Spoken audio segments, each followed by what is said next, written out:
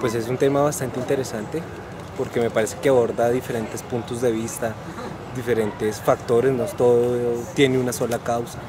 El doctor pues maneja muy bien el tema de la investigación y uno comienza a escuchar los compañeros que se van graduando de cómo ayudan el desarrollo pues para formular la tesis y para llevarla a cabo.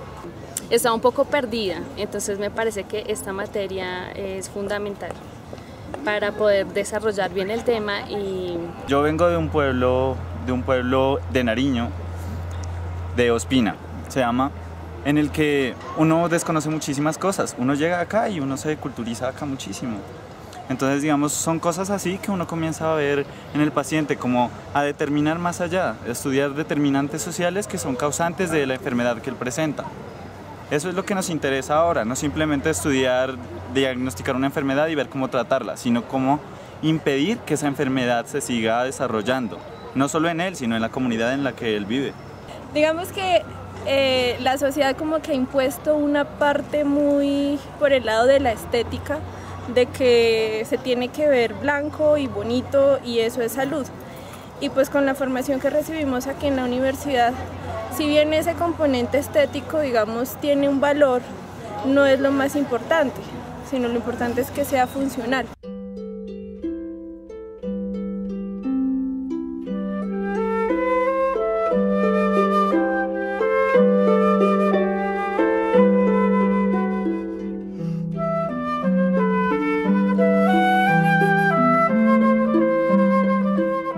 Si me preguntan cómo defino yo la investigación, yo diría que es como estar al volante de un carro donde tú más o menos sabes para dónde vas. Tienes un destino más o menos claro. Por ejemplo, me quiero desplazar de Bogotá a Río de Janeiro.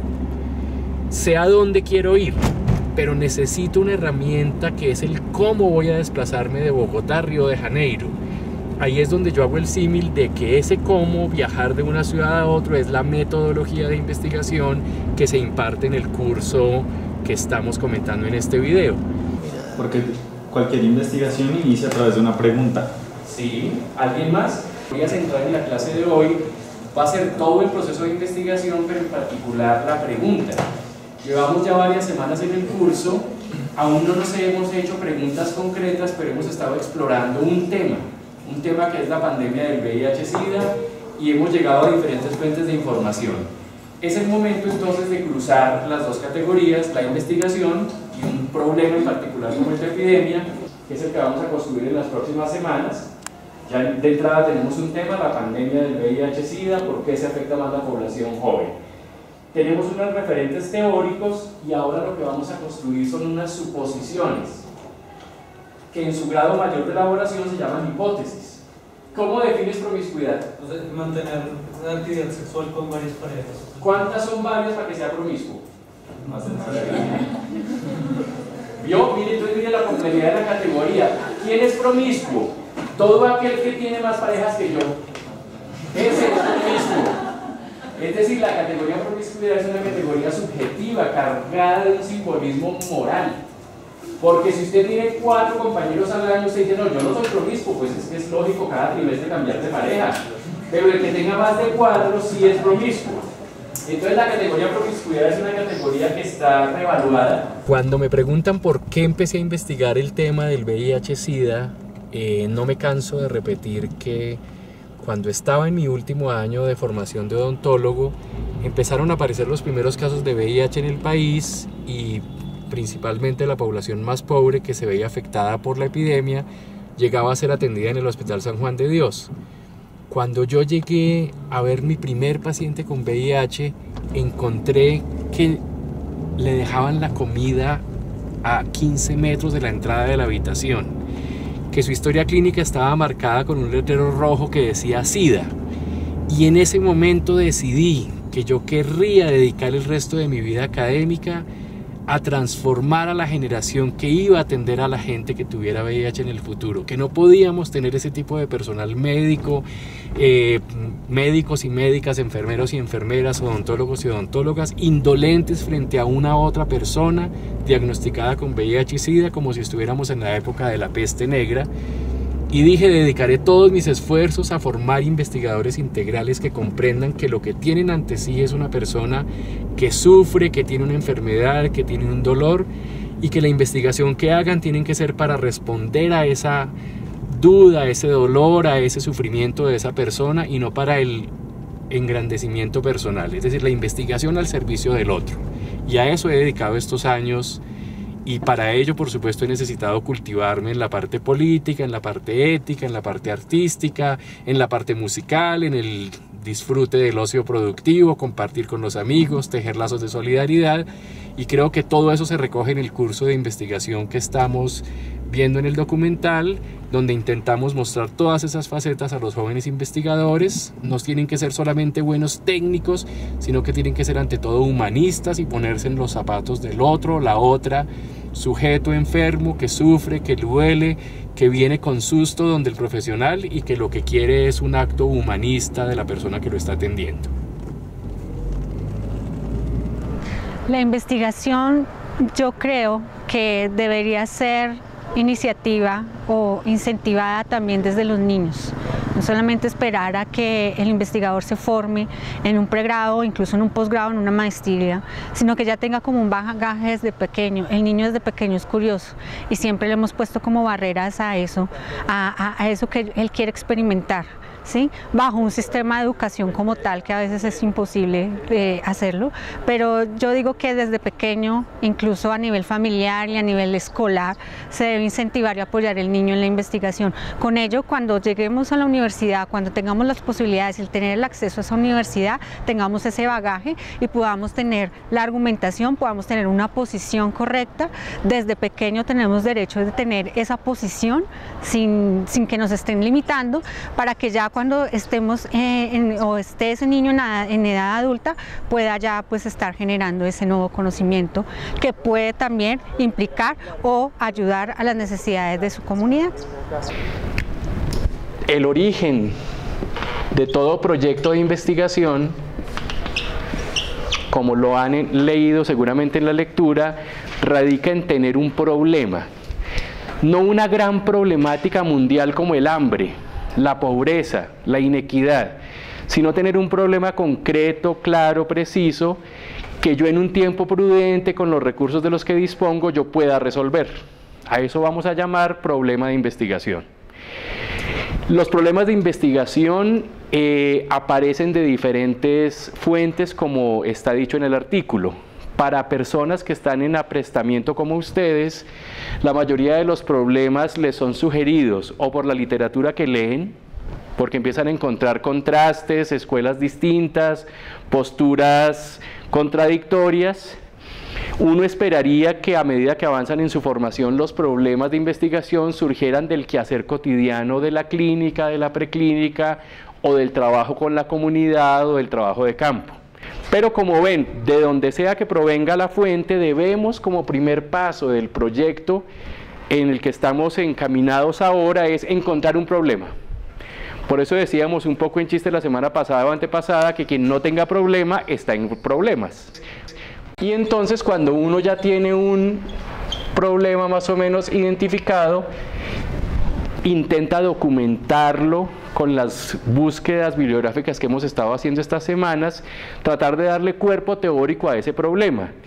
¿Qué otras personas han investigado el problema que yo considero pertinente para mi trabajo de grado? ¿Dónde se ha investigado? ¿Cómo lo han investigado? ¿Qué han encontrado al investigarlo? ¿Qué han aprendido de esas investigaciones? Otra pregunta que podría tener el compañero es: ¿cuál es la prevalencia informada de infección VIH entre hombres que tienen sexo con hombres en distintos países del mundo en las últimas 3 décadas?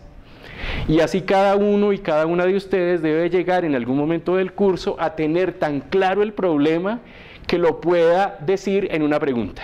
Mi trabajo de grado fue acerca del VIH y las coinfecciones que pues, se asocian a esta enfermedad. Mi trabajo, al igual que Juan Manuel, como él te dijo, es de coinfecciones asociadas al VIH. Es trabajar acerca del impacto económico que ha generado la pandemia del VIH a nivel del individuo y de la familia. El tema que yo elegí fue identificación de víctimas de desastres masivos en odontología forense. Mi tema, el que voy a trabajar en mi tesis de grado, es la homeopatía aplicada a la odontología. Bueno, lo que pasa es que el sistema de salud colombiano, pues por la forma como está planteado, pues le pone a las personas barreras de acceso para acceder a la salud pues de diferentes formas. Algunos puede ser de forma económica, o algunos porque están afiliados o no al sistema de salud, otras pueden ser de tipo laboral, algunas pueden ser por raza, por género, por condición socioeconómica. Entonces, en esa investigación que se va a hacer para Boyacá es mirar en todo el departamento barrera de acceso teniendo en cuenta el factor geográfico.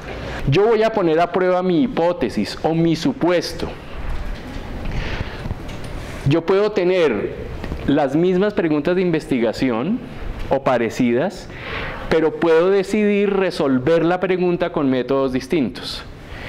Por ejemplo, ante el problema de la vulneración del derecho a la salud, yo podría optar por un modelo matemático de una regresión logística, una regresión multivariada para ver cuál es la variable o factor que más explica la vulneración del derecho a la salud. Y estaría entonces con un método cuantitativo para resolver la pregunta. Pero podría Natalie, no, profe, yo no quiero eso. Yo quiero es entrevistar a la gente, cómo le va en el cotidiano, en el paseo de la muerte, cuando se enfrenta al portero, a la enfermera auxiliar, a la enfermera jefe, al médico de turno. ¿Qué es lo que pasa en lo cotidiano de la vulneración del derecho a la salud con la gente? Entonces mi diseño ya no será cuantitativo, sino que será un diseño cualitativo. Seguramente que privilegia la observación, la entrevista, la etnografía, el conversar con la gente y el irse a parquear a un servicio de urgencias una semana o un fin de semana, a ver cómo es que es vulnerado el derecho a la salud de la gente.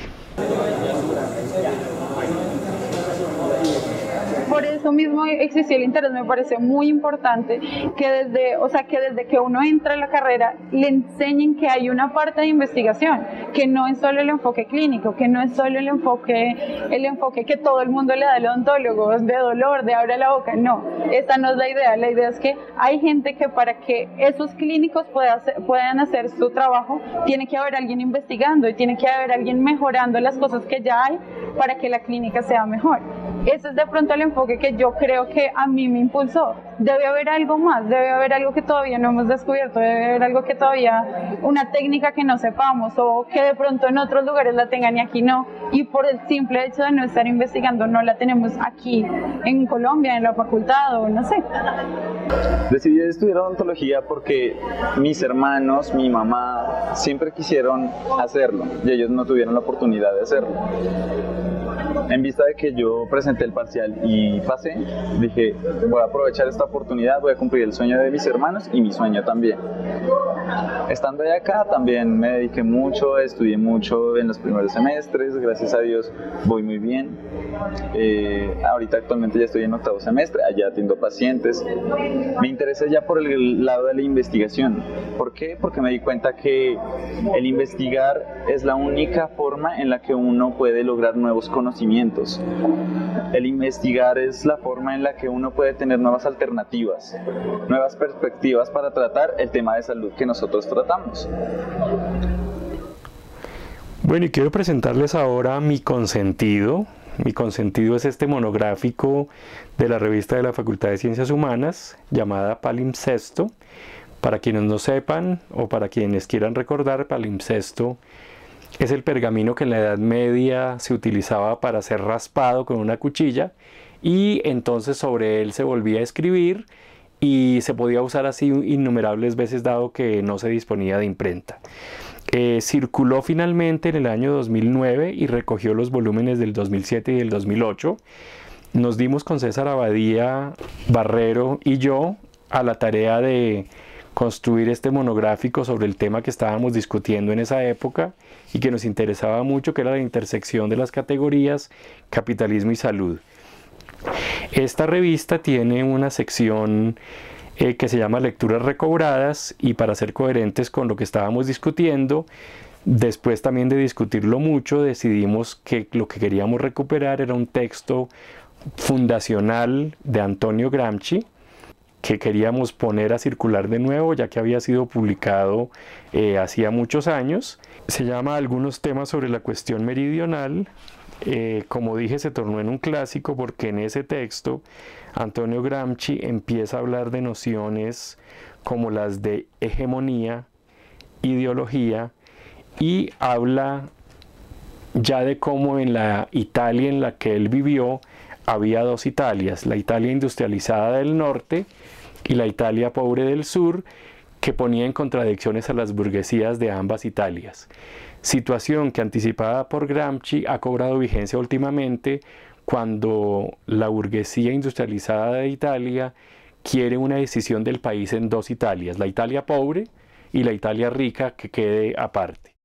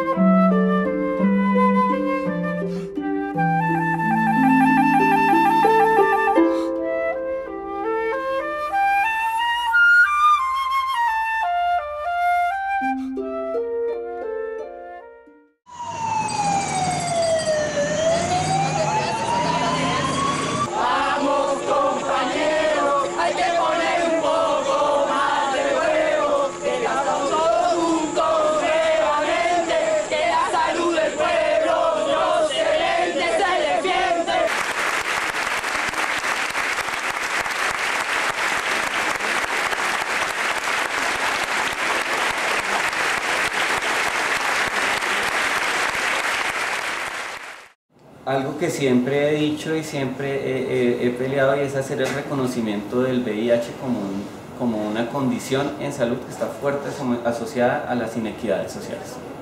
Inequidades sociales, vulnerabilidades y altísimos niveles de estigma y discriminación. Principalmente ahí uno lo encuentra.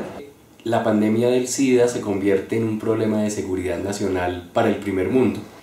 Y es que se ha considerado que aquellos países que tienen epidemias generalizadas van a perder mucha parte de su población económicamente activa, y esto va a poner a los países en serios aprietos porque van a perder talento humano que tardó décadas en formarse. Una de las barreras en el sistema de salud actual es precisamente el mismo sistema de salud, que es un sistema de salud perverso que pone barreras. Y casi, digamos, en otros estudios que hemos hecho con grupos de investigación de la Secretaría, casi que hemos identificado que hay una resistencia para que las personas no se diagnostiquen, para que se mueran y no tengan que tratarlas.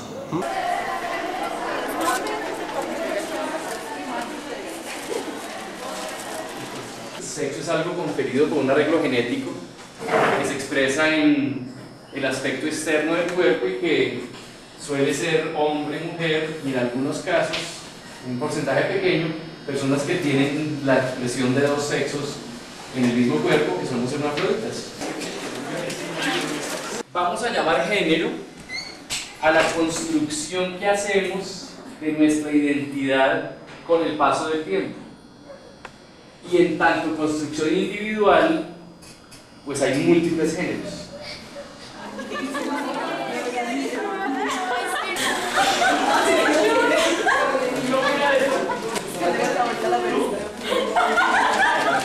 Y creo que lo que ustedes han mostrado hoy es simplemente un animarnos a todos los demás para que sigamos apuntándole a construir una mejor salud para el país, una mejor facultad, una mejor universidad nacional, y por qué no pensarse en un mejor sistema de salud, en erradicar discriminaciones, en erradicar estigmatizaciones, inequidades, desigualdades, ¿sí? En pensarse de verdad una academia al servicio de la sociedad y en pro de un país más justo, equitativo, solidario y realmente democrático. Sí había tenido la oportunidad de investigar en otros campos, nunca en el campo de la salud, pero sí digamos que ya había tenido la oportunidad de hacer otros proyectos. ¿Qué he aprendido que hay de diferente? Que al ser un tema de alto impacto que tiene que ver con salud, con políticas públicas, con la política en sí, con la economía, involucra las nuevas leyes de mercado y en sí el capitalismo y todo lo que esto ha generado en la salud, es decir, que al montar economías que promuevan el libre mercado, la salud se ha visto afectada, que es lo que hemos visto todo este tiempo, ¿sí? Entonces esa información la ocultan. La mayoría de documentos están libres para países desarrollados. Para los países subdesarrollados, la mayoría, por decir el 80% de artículos que se encuentran, están vetados, no los dejan leer. En la parte de odontología no hay algo específico que nos diga ni cómo hacen la identificación, ni como qué reglas siguen para hacer eso, y pues sería algo pionero, por decirlo así, en el caso de que encontráramos el protocolo o la forma en la que pudiéramos decirle al país, aquí se puede hacer de esta forma. Por ejemplo, tenemos muchos falsos positivos, tenemos muchos desastres de violencia de mucha gente que no está identificada. Pues en general es el abordaje de la temática del VIH desde muchas perspectivas, ¿sí? Pues una de ellas, pues la parte social que implica la pandemia, ¿sí? Y pues bueno, digamos es un interés que arrancó pues gracias a la semilla que sembró el profesor Harold Estrada en nosotros, pues para trabajar en esos temas, ¿sí? Aprendimos, digamos, a la par que íbamos trabajando en el conocimiento acerca de la pandemia, íbamos trabajando como, sobre todo como en las generalidades de lo que implica hacer investigación, ¿sí? Entonces, pues, las consultas de las bases de datos, la selección de la información, la sistematización de esa información. Bueno, lo primero, uno más que creer lo que oye y ve, debe informarse y juzgar por sí mismo. Ser consciente que la pandemia, o sea, el VIH no es algo de los demás, sino que está alrededor de nosotros, que nos puede tocar en algún momento, llega cuando uno menos lo espera. Y en realidad, para hacer conciencia del VIH no es necesario llegar hasta los alcances de ver imágenes de personas como mueren de VIH, no, sino qué pasaría, o empezar por preguntarnos qué haría yo si a mí me pasara y qué me gustaría que los demás hicieran conmigo si fuera yo el que estuviera en esa situación. Si yo no tuviera lo que poseo y estuviera en una situación de extrema pobreza, desprotegido, a mí me gustaría que el mundo me viera y dijera: pobrecito, y ya se quedara ahí, en que me sintieran lástima, o en tratar de mejorar la calidad de vida tanto de los ya infectados como de las generaciones futuras, y teniendo en cuenta que son seres humanos.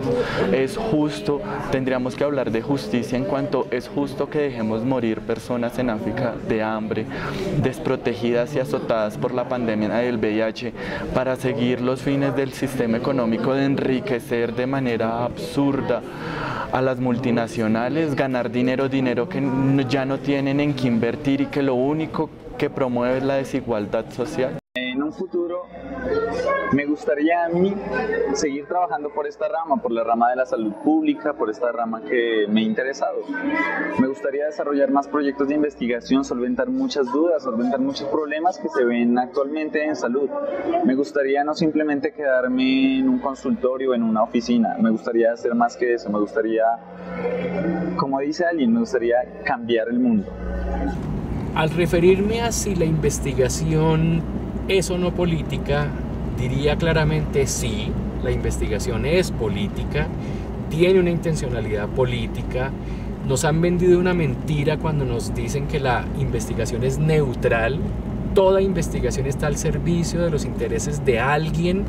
Ese alguien puede ser un Estado, una corporación transnacional, una compañía farmacéutica, un poderoso grupo de individuos, la banca, etc. O un alma bien intencionada. pero siempre la investigación tiene una intencionalidad política y una direccionalidad.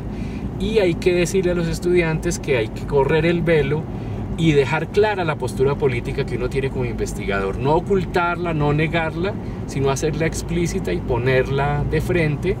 Por supuesto, como universidad pública, nuestra intencionalidad es que la investigación tenga un interés emancipatorio, transformador y revolucionario. Lo bonito